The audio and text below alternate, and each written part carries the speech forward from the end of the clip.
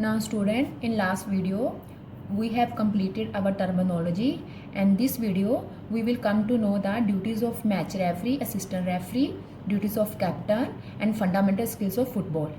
Now let us begin with the match referee.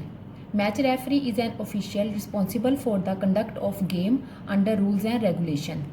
His decision shall be final for the result of match. He is authorized to exercise his powers under the rules. He enforces the rules of game over both teams. Give decision on controversy and disputes over ground.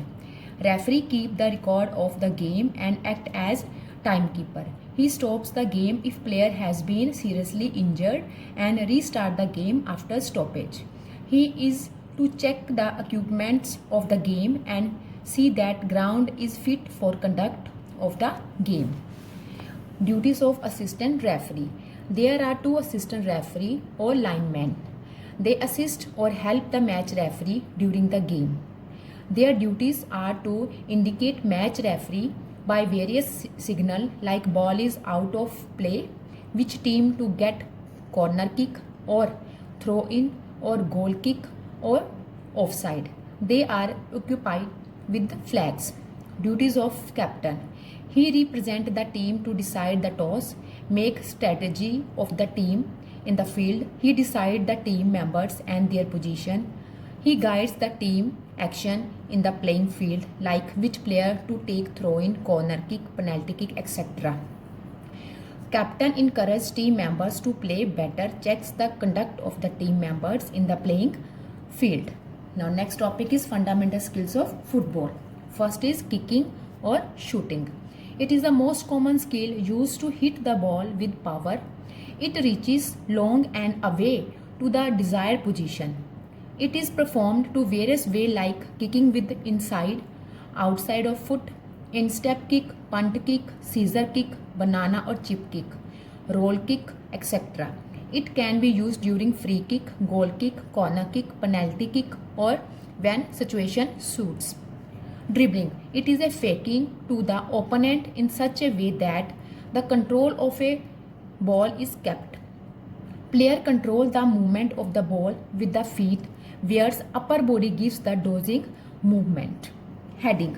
Usually an attacker heads the ball to redirect it towards the net. A defender heads the ball to deflect if away from the goal. In this, forehead hits the overhead coming ball. Passing. In this, the ball is passed to own teammate who is close.